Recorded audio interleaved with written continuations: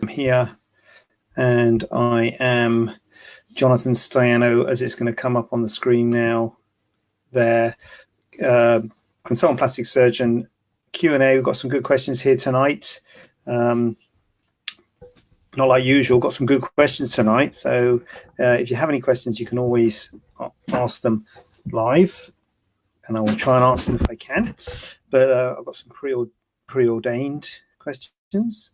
And let's not forget that we've got the podcast on iTunes, and also it's not daily. I've got to change this slide. It's not a daily vlog, but we've got video. I should just put videos on YouTube.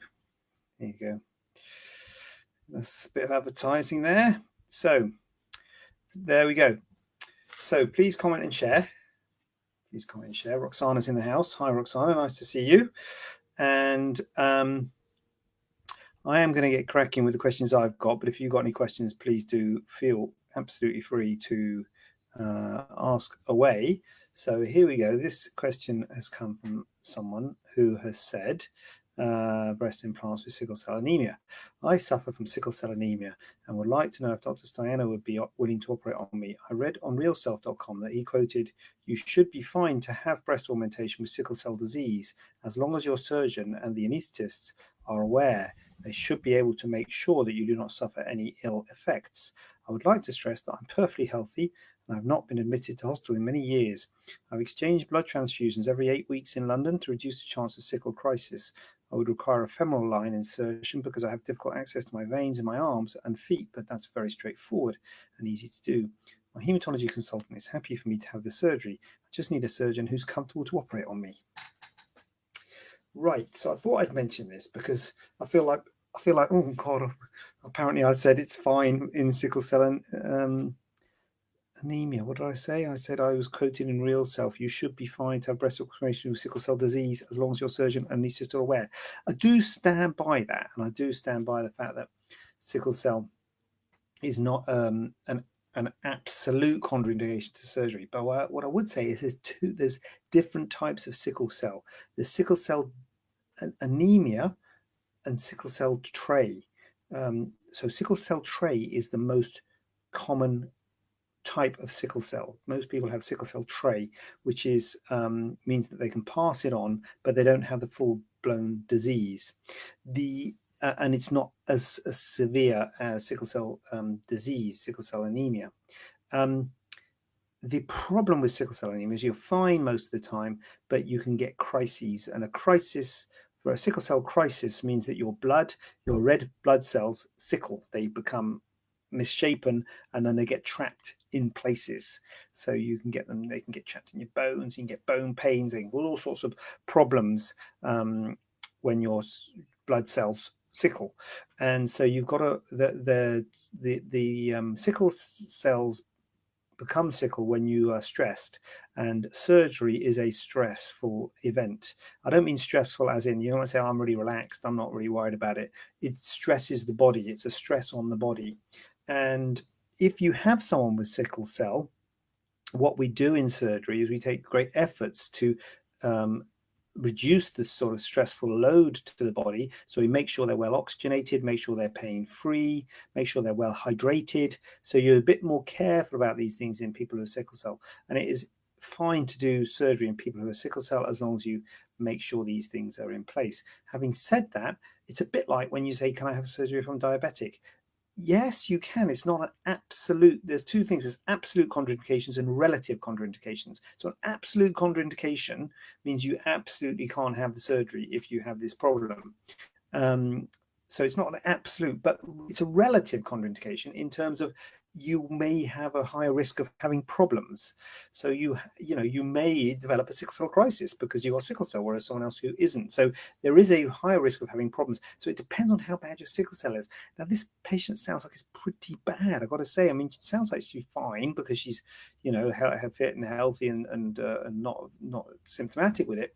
But exchange blood transfusions 8 weeks and needs a femoral line, which, what is it, straightforward? I'm not sure if a femoral line is straightforward, So this sounds like a bad one, to be honest with you. And I wouldn't like to say carte blanche is fine for everybody with sickle cell. It depends on how bad your disease is, in the same way that diabetes or asthma and all these other sort of illnesses are not absolute contraindications, but they're relative contraindications, because it may flare up your underlying disease by having surgery. So again, it's like anything, you've got to weigh up the balance of the benefits of having surgery against the risks. And people with concurrent diseases will have potential increased risks because of those concurrent diseases, and it's about weighing that up. Now, it's really important that they've said that the hematology consultant is happy, because that's the first thing.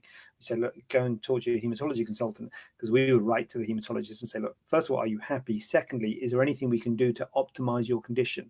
Because if there's something that we can do to optimize your condition, we'll do that first. So we've got to, if there is anything that needs to be done, or if any particular time that would be better than another, we would take advice on that, if there's anything that we can do to make sure you're in the best physical shape. And then we just have to have a discussion with you. And again, the anaesthetist is important in this, because the anaesthetist is probably more important than the surgeon. The actual surgery is probably going to be pretty similar to everybody else, but the anaesthetist will look after the things like hydration, pain-free oxygenation, and what have you. So we would liaise with the anaesthetist and with you to weigh up the risks of surgery versus the benefit of having surgery. And it just might be tipped a little bit in the away from the, a little bit more towards the risks than it would be for someone else.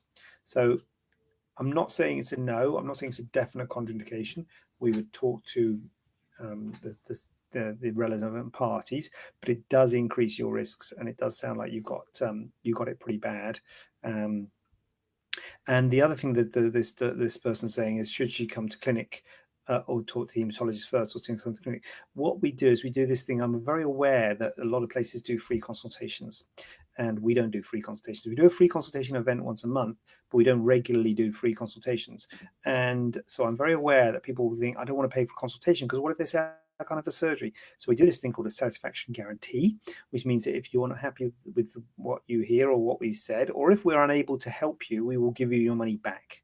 So if you come and we say, look, your sickle cell's too bad, we can't do the surgery, we will give you your money back, because obviously that would be a bit of a not a very good spend of your money to come have a consultation to get told that you can't have the surgery.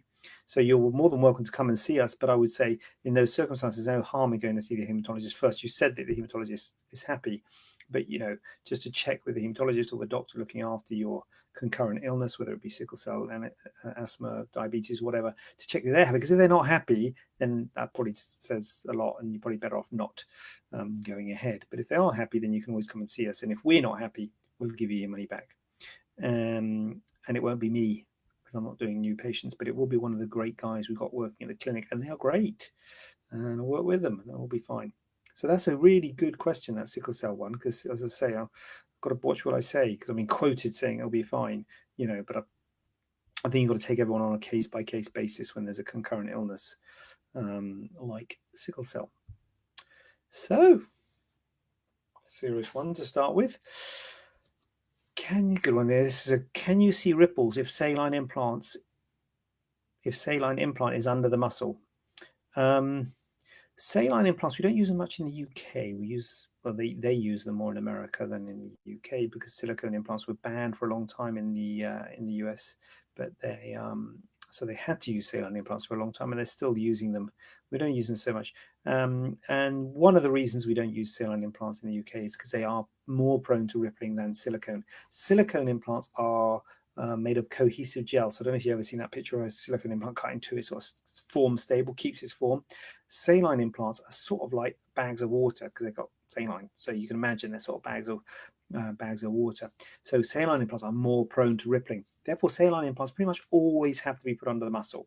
So the question is saying, can you see ripples if saline implants under the muscle? They pretty much always have to be put under the muscle. That's why if you go on American websites, they talk about implants under the muscle a lot more than we talk about implants under the muscle, because all saline have to be put under the muscle because of the rippling issue. Now, when you put implants under the muscle, it's under your pec muscle goes like that. So this part of the implant, the sort of lower and outer part of the implant, is not under the muscle. So the answer to your question is yes, ripples are less, or rippling is less when implants are placed under the muscle, because it gives you good cover here. And this is where you really don't want to have rippling, in the sort of cleavage area, in the upper medial quadrant of the implant of the breast. You don't really want to have rippling here. But as I say, and that's what the muscle does. It covers that well. So you might still get rippling on the outer side of the breast, on the lateral border, and the inferior border. You might still get a bit of rippling on the side there because that's not underneath the muscle. We don't cover that with muscle with a cosmetic augmentation. Different story with reconstruction. Let's keep to the topic. Cosmetic augmentation, just it goes under the pec only, and that doesn't cover the implant, that outer border. So you might still get ripples, particularly laterally and inferiorly. Hopefully, superiorly, it should be okay, but it depends on what you like. If you're quite slim and you haven't got much muscle, you could still get rippling, but it's less likely putting them under the muscle. And saline implants, are best put under the muscle, I would say. I haven't got huge experience with saline implants actually, so maybe I'm not the best person to talk about saline implants, but my view on it is that they're best put under the muscle. We don't tend to use them much here. This is a good one. Will change it. Sorry, Liz. Hi, Liz. Nice to see you. Got a good question here. Will changing implants lift the breast? If you change your current implants from 350 to 440, will it lift the breast at all? Reason for asking is it currently has dropped a bit. So first point, it's difficult. It's always difficult when you're talking about changing implants, because when you're changing implants, there is a variable amount of things that you might have to do. It's rare that you just take an implant out and put another implant back in again. Am I going to say never? Probably not never, but it's really rare to just take an implant out. You usually have to do something, and that something usually involves doing something around the capsule. The capsule is the scar tissue for the forms around the implant. So you might have to do a capsulectomy, you might have to remove the capsule, you might have to do a capsulotomy, you might have to score the capsule in order to accommodate a slightly bigger implant. If the implant is indeed bigger, you might have to do a capsulorrhaphy, which means closing down the capsule. If the implant's smaller, you might have to close down the capsule to close down the pocket so the implant's not wobbling about all over the place. But you usually have to do something. And when you've had an implant, especially when you've had it in for a while, the capsule often tightens around the implant. You may not have a full-blown capsular contracture, but it can tighten around the implant and make the implant look a bit more rounded than before. And for these two reasons, for one reason you have to do something to the capsule, and for two reasons the capsule is often a bit tightened around the implant, giving it a bit more projection and squeezing it a bit, means that often when you do a change of implant, you have to put a slightly bigger implant in to give you the same effect. So often, if you're sort of, which one should I go?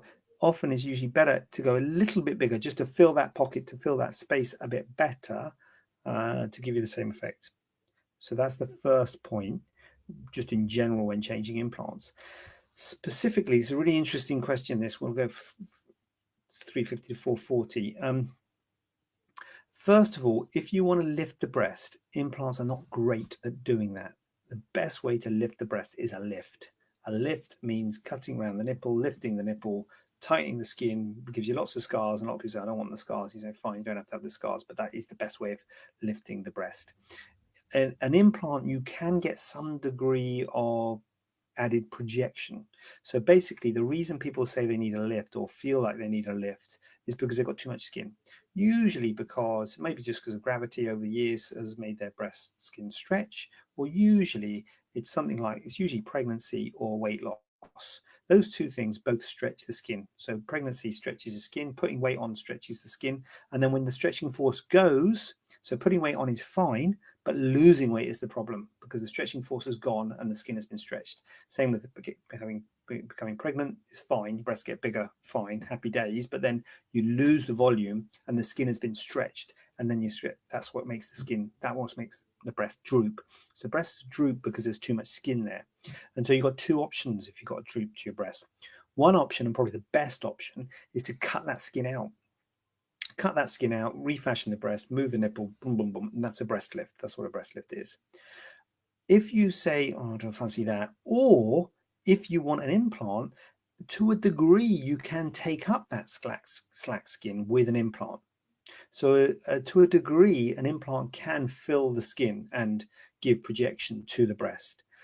As I say, it's not as good as doing a lift, but it is possible to add projection and take up some of that slack skin with an implant. But what you need to look for is you need that implant to have a bit more projection. You need that implant to fill that skin pocket a bit more. And so this is why it's really crucial to look at the dimensions of the implant, because everyone will say, oh, I've got 350, oh, you got 440, oh, right, yours are bigger than mine. When I look at implants, when I think about implants, I don't think about the size. The size is the last thing on my mind, and it's the first thing on the mind of the patient. The patients always think, oh, I want 200, oh, I want 400 because my friend's got 400, so I want 450 and all this. It's all about the dimensions. So this patient has actually said, this person has said, not patient, humanoid, giving me the dimensions. So I know the dimensions of the implants. So, and what she's doing is she's keeping within the same profile. So this is why the profile is crucial. Not only the profile, but the make. But anyway, I don't want to get too technical, but the profile is crucial. So if you go within this, if you keep in the same profile, 350 to 440, it's bigger in every dimension. So it's wider and it's more projection. So it is more projection, but some of that increase in volume is taken up in the width. It's a different kettle of fish if you change projection. So if you went, say, for instance, from a 350 high profile, so if you went from a 350 high profile to a 440 extra high profile, right? So if the smaller implants are 350 high profile, 440 extra high profile, that's different. Even if you went from a 350 high profile to a 350 extra high profile, that would be a different kettle of fish, because even though it's the same volume or a slightly large volume, what would happen is that 350 extra high profile will be narrower than the 350 high profile and would have more projections. If you looked at the dimension, it would have more projection. So we've got to look at the dimensions. We've got to look at the dimensions, the width that fits your frame. Don't want to get too technical, but what I'm trying to say is it's really hard to do this on like forums and things when people say, oh, what's best size for me? You have to look at the frame, look at the width that fits your body, and then look at the projection that fits that width. And then you've got a volume. Once you've got a width and a projection, you've got a volume that just lends itself to a certain volume. So as I say, if you went from a 350 high profile to a 440 extra high profile, the 440 extra high profile would have a lot more projection because it would be probably either the same width as a 350cc implant or maybe even narrower than the 350cc implant because it's an extra high profile, because it's all in the projection. Don't know if I'm making that make that too complicated, but the projection is really important. The dimensions are really important because we've looked at these two, and it's 350 to a 440, same profile, so they're both extra high profile, so it's bigger in every dimension. So actually, the projection isn't that much more. So the bottom line is you're not going to get much of a difference going from 350 to 440, keeping the same profile. It's a couple of millimeters more projection. Given that you're having a change of implants, you're probably going to swallow up some of that volume. So it's probably not going to give you a huge amount of difference. If you want to perform a lift with an implant, you have to give quite a bit more projection. It's difficult in this case because these are extra high profile implants, so it's hard to know where to go. But it's a great question, and it's one that I think I've quite ably demonstrated you need to talk about in real life, because it's hard to sort of get all these bits and bobs all over the place in in a virtual way. You have to sort of measure someone, look at the different projections, look at what fits the frame. Joyce wants a breast reduction. Good on you, Joyce. Oh, and Fiona's in the house. Hi, Fiona. Nice to see you. Joyce and Fiona both come in. This is what I like. Multiple comments. This is good. Nice one, Joyce and Fiona. Well done, you guys. So Joyce says, hello, do you need a lift with a reduction? Fiona, can you have a lift if already had one? Good. Two good questions there. Joyce, great question. We get that a lot. People say, I want a reduction and a lift. And God help you if you say that to the hospital. If you say that to the hospital, if you say that to someone on the desk at the hospital, they then look at the price for a breast reduction. They look at the price for a breast lift, and they try and charge you double. Say, oh yeah, you're having a reduction. Oh, you want to lift with that? Okay, well, we charge you £1 million then, because a lift is an integral part of a reduction. You don't have to say anything. Just ask for a reduction. So a lift, it's not like you need an uplift with a reduction. Part of doing a reduction is a lift. So a lift is part of doing a breast reduction. So everybody who has a breast reduction has a lift. In reducing the volume of the breast, you're taking the volume out of the lower pole, you're bringing the volume back into the upper pole, you're moving that nipple up. And basically, a lift and a reduction are the same operation. And a lift just means that you don't remove any volume, you're just tightening the skin. Whereas a reduction, you're tightening the skin and removing some volume. So it's not that you need a uplift or reduction. If you're having a reduction, an uplift is always part of it. And you don't have to pay extra, you don't have to ask for it, it's all part of it. Fiona, great question. Can you have a lift if already had one? Then yes, yes you can, Fiona. You need to make sure stick with the same surgeon. No, I'm not just saying that. No, you don't have to stick with the same surgeon, Fiona. You have to ask for your notes, and I'll happily give you your notes if you want your notes. Because you just ask for your op note, and we can give you your op note. But the main thing, if you're having a lift, the lift's not so much, but certainly with a reduction. But if you're having another one, if you've already had a lift / or a reduction before, when we do a lift or a reduction, we keep the nipple attached somehow. Pretty much, I always keep it attached to the top. If you're interested, so pretty much when I do it, I always keep it attached on sort of superior pedicle when I'm doing a lift. If it was a pure lift, reductions I do them in different ways, but a lift I pretty much always keep the nipple attached on a superior pedicle. And so when you have the second lift, you have to have the same pedicle. If that makes sense. You have to keep it attached the same way. You don't want them keeping it attached on an inferior pedicle and cutting all the top bit, which is where all the blood supply is coming in, and then that pedicle will be based on scar. If that makes sense. But bottom line is, yes, you can have a lift if you've already had one, but it's ideally your surgeon will want to get your original op notes. I know who your surgeon is, so I can sort that out. But that's a good question. Serena Levain, I had a reduction with Dr. Stano. Well, Serena Levain, you must have got married or something, haven't you? Because I think I can say what your surname was, but it wasn't Levain. Or you maybe got a Facebook surname. But anyway, hi Serena. With an uplift 6 to 7 years ago, best thing I ever did, best surgeon for it. It changed my life. Ridiculous how that may sound. Serena, it was, yeah, I remember I remember you, Serena, not Levain, but I remember you, Serena. Oh, thanks for that. That's kind. My boobs are mega large. I was a JJ, so I feel your pain. I am a JJ.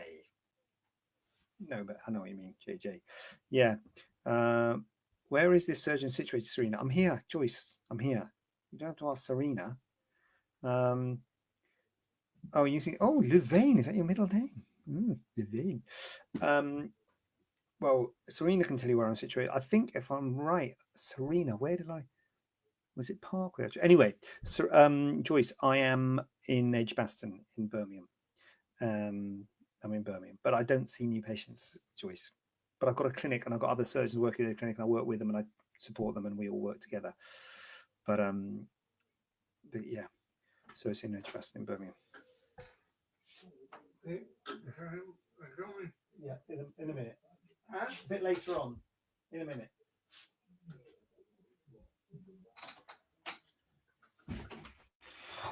My dad's staying with me. Sorry about that. Tracy, good. I don't know if you were earlier, Tracy, but check out the replay. You didn't do my first lift, though. Didn't I, Fiona? Oh. Well, I've done something, haven't I? Oh, well, so much for that. What did I do then? All right. Your first lift. Okay. I think about it. Anyway. Okay, well, yeah, get the notes off your first surgeon then, ideally.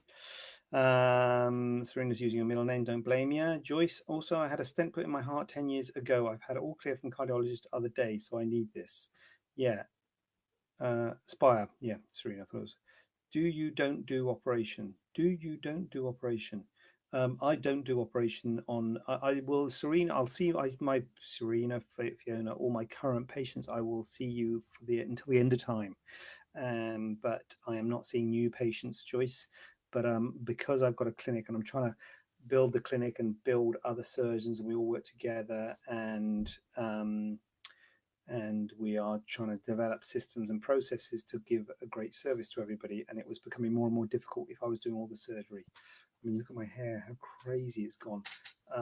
So I'm now working with colleagues at my clinic, so we all work together. So we have a clinic in Edgbaston.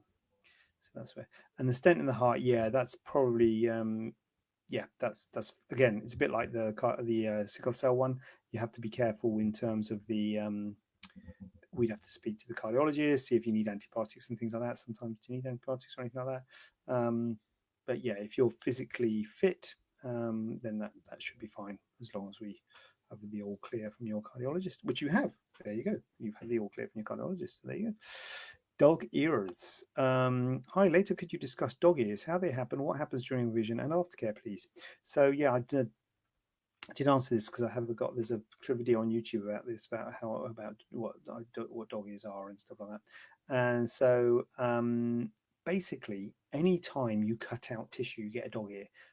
The only way you don't get a dog ear is you make a cut and stitch it up, you don't get a dog ear. But if you're cutting out tissue, when you're cutting out, if you can imagine cutting out a circle, imagine getting a bit of cloth and cutting out a circle and stitching it up, you're going to get big bumps on either side. Yeah, can you sort of envisage that? If you yeah. So so most thing, well, this is more for moles and things. When you cut out a circular mole, you have to make it into a ellipse to stop the dog ears. But if you think about a tummy tuck, it's a big ellipse. So if you cut out an ellipse, you taper the ellipse down on the side so the dog ears get smaller. So that, but when you close that skin, you get a pleat, you get a bulge. So that's what a dog ear is, just a bulge at the end of the scar. You get it with tummy tucks, you get it with anytime you cut out skin. Mastopexies, breast reductions, facelifts, brachioplasties, thigh lifts, anything. Anytime you're cutting out skin, you've got a potential for a dog ear, for a bump at the end of the scar. And the way you make your dog ear, the way you get rid of your dog ear, is you make the scar longer. You taper it. The narrower the taper, then the smaller the dog ear. So one end of the spectrum, you've got a circle. The other end of the spectrum, you've got a straight line. If you cut out a straight line and stitch it, no dog ears. If you cut out a circle, you get a massive dog ear. So between the two is an ellipse, and the sort of longer the ellipse, the smaller the dog ear. So we're always trying to make the scar small as possible. I'm not sure what operation this is referring to, but I think it's a tummy tuck. I don't know why I think it's a tummy tuck, but let's just say it is a tummy tuck. So the longer you make the scar, same with the breast reduction actually, the longer you make the scar, the smaller the dog ear. So that is, what was the question again? How they happen. So that's how they happen. What happens during revision? You just cut it out. You just treat it like a bowl and you just cut it out. So you will get smaller dog ears. You get slightly longer scar, smaller dog ears, but you hope that the dog ear then settles. Because when you first have the surgery, there's swelling and things like that. The dog ear is often a bit more obvious. When the swelling goes down, the hope is that it's not noticeable. And then if it is still noticeable, you cut it out, you can keep on going. And if it's a tummy tuck, you end up going all the way around, but you don't. But if you did go all the way around and go down, then you wouldn't get a dog ear, but it's a bit extreme. But yeah, during revision, just cut it out, make the scar slightly longer, and that's how you fix a dog ear. They're relatively easy to fix, usually under local anesthetic. It's not a big deal. I say that everything's a big deal for a patient, but it's not nice having to have it. But it's a walk-in, walk-out procedure. It's not like a major operation. And aftercare is not much really. Usually dissolvable sutures, waterproof dressing. At least in my practice, it is. Wash and shower straight away, dressing off after a week, scar's a bit red, and then the scar has to fade again. So again, if it's not like a tummy tuck, you usually wait at least sort of 3, 6, maybe 12 months to see how the dog ear settles. So your rest of your scar's probably settled really nicely, and then you've got another bit at the end, which is fresh scar, which doesn't look very nice because you have this bit at the end, which is all fresh, and you have to wait another year for that scar to settle. But as in knocking you back and things, it doesn't knock you back much. It's usually not too bad. Right, what's going on in this chat box? Tracy was here from the start. Serena Leven is. Joyce, who do I contact at your clinic? You can get in touch with me, Joyce, on Facebook. You can just Facebook message me, or you can ring the clinic. Nicola at the clinic is probably the person to contact. And we got several surgeons there. We can talk to you about them and see when your days are and who's going to be best for you. Serena, possible to have the smallest possible implants put in to keep my breasts where they are. 2 children later on, they aren't as they were. Yeah, Serena, I need to see you. I have dog ears. Ended up pregnant before I could come and get them sorted out. No problem, Serena. Come and see me. I will sort out your dog ears. Nice picture of a dog. And the really good question, actually, Serena, about the dog, about the implants. Goes back to what I was saying about using implants to add projection to the breast. You can use implants to add projection to the breast if they have sort of drooped a bit. The thing that is important though is that often people say, look, I really want implants because I just want the shape. I don't really want to be much bigger. Now, in order to give you that projection, they have to be a certain size. They have to be a certain width because they have to be a certain height in order to give you projection in the upper pole, which is what they want, which is what you want. So they have to be a certain size. So it doesn't really work doing that with small implants. So small implants don't really give much projection to the breast. So you would have to have a certain size of implant. So there's two things with the breast: shape and volume. If it's a shape problem, probably a lift would be the thing. If if you become pregnant, had children, two children, your breasts are droop, maybe your shape as your skin is stretched, maybe a lift will be the thing if you're happy with the volume. Now, if you're like, well, actually, now you mention it, I want them to be a bit bigger, then maybe implants would be an idea because, okay, you want to be bigger, well, that's fine. Then you might accept the increase in volume. But if you have implants just to try and address the shape, just to try and combat the droop, you might end up kind of being quite a bit bigger, and you might be like, oh God, what's happened here? What's he done? Oh, and it doesn't lift the breast, and rather, it doesn't lift the nipple. The nipple, if it's sitting low, will still sit low, but it adds projection to the breast. So, I understand where you're coming from. And a lot of people say that I just want a small implant just to keep my breasts where they were, but it doesn't really work, Serena. So that's something we'd have to chat about. But we can definitely chat about it when you come for your dog ear.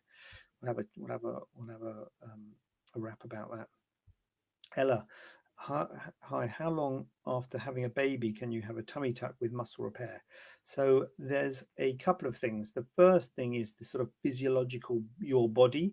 When you have a baby, your body, or you often put on weight, and your body is prone to clotting because it's ready for the baby to deliver. Um, and your skin has been stretched and it will recoil to a degree. So I would say minimum is 6 months is my answer to that, just to let your body start to come back to normal. Maybe try and get your weight back to normal. Maybe let your skin recoil, because it might recoil. You might say, oh, it's never going to recoil enough, but it might. You've got to let it see how much your tummy recoils. So I would say 6 months is minimum. But then you've got to think about the fact that you've got a 6-month-old baby to look after, and a tummy tuck is quite a big deal.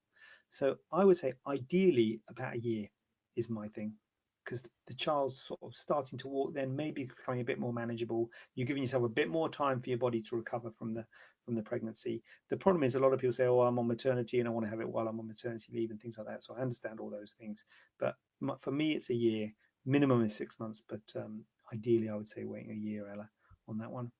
Joyce, do you have contact for your clinic? Much thanks. Yeah, I do. I'm sure it's on the Facebook page, Joyce. There's a phone number, 454 3680, info@staianoplasticsurgery.co.uk. Facebook me, just message me. In fact, I tell you what, this is a message on Facebook, isn't it? We can put something after that comment with the contact of the clinic. That's a good idea. I should have thought of that earlier. Sharon, if one breast is larger than the other, can you even them up during a lift without implants asking for a friend? Yeah, good question, Sharon. The only thing, if that's the best way to even things up. So if one's breast is larger than the other and you're unhappy with the shape, then a lift is an ideal operation because you do a lift. But the thing I would stress is that you'd have to do a reduction of the bigger breast.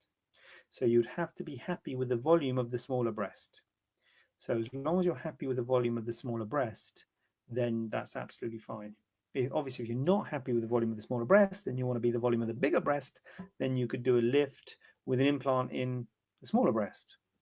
And if you're not happy with both of them, then you could do a lift with implants in both, which could either be differential augmentation or a reduction of the bigger breast and then same size augmentation. So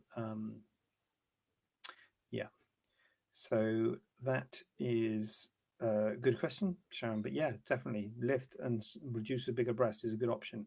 Khan says thank you. No, thank you, Khan. Eileen, great info. Thank you. Great comment, Eileen. Love it. Thank you. Look at Joyce saying thank you. I'm doing well today. Serena Levine, brilliant. Thank you. I'll call up to come in and see you for the doggies and talk about implants / another lift.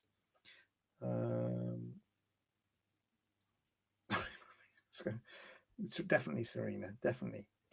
Liz, hi. I sent you photos of my tummy tuck. What is the best way forward for me? Yes, Liz. You did. And that is what I'm going to talk about now, which is my next question, probably. And I've got two patients who've given me photos. I'm not sure. I'll answer. So basically, we've the first patient has a wound breakdown, um, and I can't remember which one's which. Sorry, Liz, but I'm sure you're one of these two. I'm not sure. I know you are. So anyway, one patient has had a wound breakdown and is 3 months post-op, and is it this one? No. So someone's had a wound breakdown and is worried because their surgeons are away for away, and they I think it's 3 months post-op. Now, that what I wanted to say is a tummy tuck is a big. Here we go. I have two holes in my tummy tuck scar. My surgeon and and my nurse at GPs both say not infected. I'm 3 months post-op now and it's not healing. I'm having iodine dressings. Can you take a look at this photo and offer me any advice? Regards, my surgeon is on holiday, so I can't see him until the 24th. Okay, so I've had a look at that photo, and what I would say is this is the problem. Tummy tuck is a big op, and there are bad things that can happen, and you can get problems with the wound healing with the tummy tuck. And it's difficult. Like, it's always good to stay close with your surgeon slash practice, the cosmetic nurse or whatever. And it's difficult for me to sort of give advice about photos sort of when you're under another surgeon. But what I would say in general terms are that often wounds, when your tummy tucks break down, can be significant because by definition we've closed the wound under tension. One of the principles of surgery, and so in plastic surgery, it's like tension-free closure. But a tummy tuck and all this sort of surgery for cosmetic surgery, like any sort of skin, any sort of body recontouring and you know body reshaping, facelifts, tummy tucks, mastopexies, they're all closed under tension because we're tightening the skin. So when the wound does break down, boom, because it's tight, and then whoosh, so it does ping open. So you do get quite impressive wounds when tummy tucks break down. And I'm sorry that you've got one, but it's difficult for me to be too specific about it because it is really something that you're under treatment for with your surgeon. But try not to worry about it because you can get impressive wounds which do heal. The main thing is, number one, from the surgeon's point of view and the nurse's point of view, that you've got to work closely with them in terms of dressings, swabs, treat infection if and when it occurs. They're often not infected. People often think they're infected because they have these big wounds. They think, oh my God, they must. They're often not infected. Infection is usually when the skin around it is red and angry and painful and it gets uncomfortable. Infection is usually pretty obvious, but a wound in itself doesn't necessarily need antibiotics unless there's sort of cellulitis and redness around it. But it's good to have regular swabs so you know what's about. And regular dressings often can help to clean the things up. So that's the main thing. The second thing is yourself. It's really hard. I know this patient's had 3 months with a wound, and it's really hard to stay positive, but try and stay positive. Eat healthily, fresh fruit and veg. Don't smoke, and I know this patient doesn't smoke, which is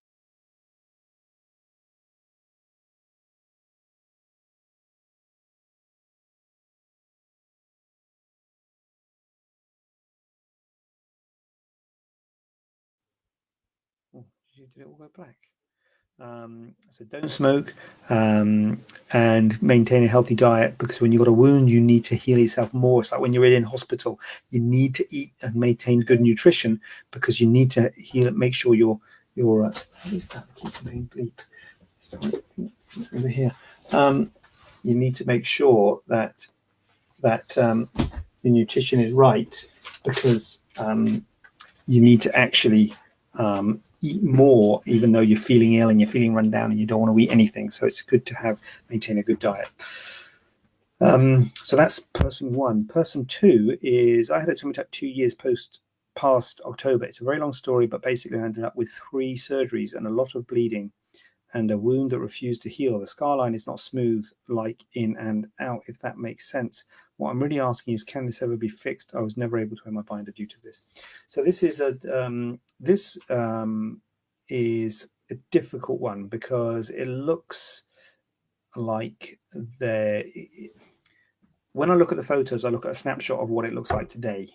I don't know anything about the history. I don't know anything of what you've been through and what you've gone through. And it sounds like you've gone through a lot. So purely looking at the photos, it looks like there might be some redundant skin still there. So you could think, oh, you could tidy that up and, take more skin away. Maybe if the scar is a bit dented in, try and improve that and revise the scar. Revision of scars is always difficult and it can recur. But, I think there's mileage to potentially make things better. The problem is when someone's had it, even if you just have a revision of your scar to try and tidy things up and make things better, it's a long scar. It's still a big op. It's still a big wound to heal up again. And so you've got to go through the potential of having more problems. And as I say, tummy tucks are prone to problems and you've had problems. So do you want to put yourself through more potential for problems because it's 2 years now, so you've let your scar settle. So I think looking at photos, I think it would be possible to make things better with surgery. But if you did that, you would have to accept you've got risks of getting the same problem again: bleeding, infection, wound not healing up. The scar might pucker in again. Obviously, we wouldn't do the surgery if we thought we were going to get problems. But if we did do the surgery, you'd have to accept there's a risk of getting problems again. So it depends on how much it bothers you. If it was me, I would be thinking, flipping heck, I've had 3 surgeries. I've had a lot of bleeding. The wound refused to heal. Oh my God, I've been through a nightmare. Thank God that nightmare's over. Let me get on with my life.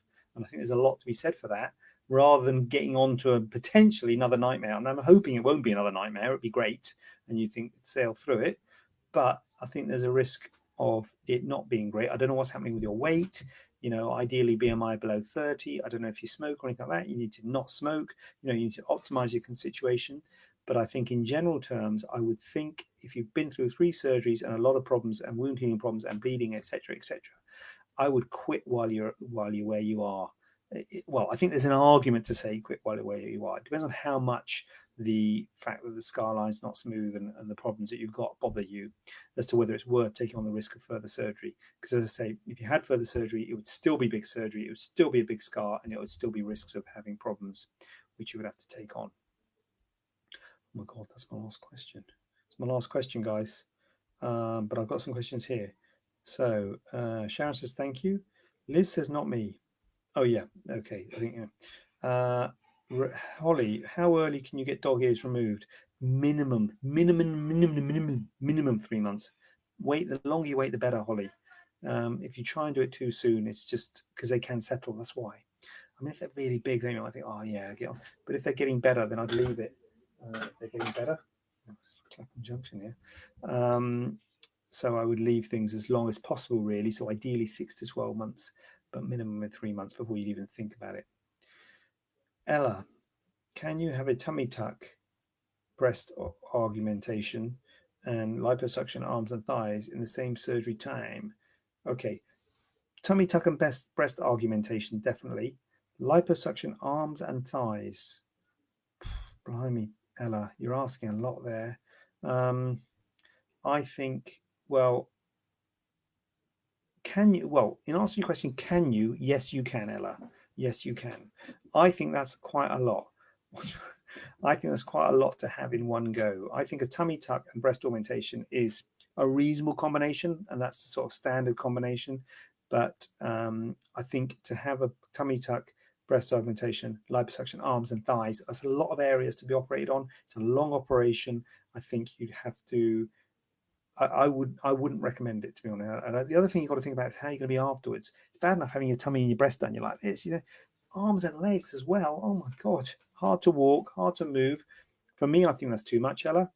It can physically be done, but I would consider maybe, I don't know, breast augmentation and liposuction arms, or tummy tuck and liposuction thighs, or probably the most valuable things first, or the most valuable things for you. So that's only you can decide. But often it's the tummy tuck and the breast augmentation. They're the sort of best sort of value for money ops. And then maybe thinking about liposuction later. But yeah, technically it can be done in one go, but I would say that's quite a lot to be done in one go, personally, Ella. But that's something we could discuss at the consultation. Liz, thank you so much. Great advice. Much respect. Much respect for you, Liz. Thanks for asking. Who's behind the door? Liz, I don't know who that was. It was my father first time. I don't know who the second time was. It's my dad staying here at the moment. Don't want to get into that. Bye. See you next week. Best wishes, Myland. Oh, thanks. Thanks, Eileen. Eileen's off. And you know what? So am I. Because I'm checking myself out because we're out of time. That's what they say on all these. I'm listening to podcasts at the moment. We're out of time. We're not out of time. I'll stay here as long as you want. But it sounds good at the end of a thing, doesn't it? We're out of time now, folks. Thanks, Holly. Thank you.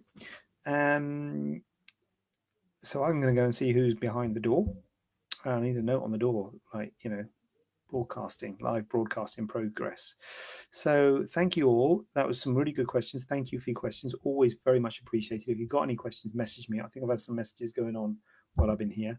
And I'd be lovely. Oh, next week is half term. In fact, Easter, not half term. Sorry. In fact, this week is Easter, isn't it? I think that's why. But anyway, next week I'm away. So it'll be the week after, if that's okay. So week on Tuesday, whenever that is. And I will see you there. And 7 o'clock, Roxana, you were first in, first man in, last man out. That's what I like to see. And I will see you. Eileen's last. Anyway, Roxana, you were first in, second to last out. Eileen, your gas. Your gas. I will see you next week, week after next, 7 o'clock, right here at the same place. And much love. Thanks for coming. Have a nice evening and have a nice Easter holiday and have a nice Easter. Happy Easter. I should have a happy Easter one. All right, then. Roxanne is last one. Yes. Not going to be beaten. I knew you were going to be beating Roxana. First in, last out. That's what I like to see. Big up yourself. Okay, happy Easter, y'all. And good night. Ending the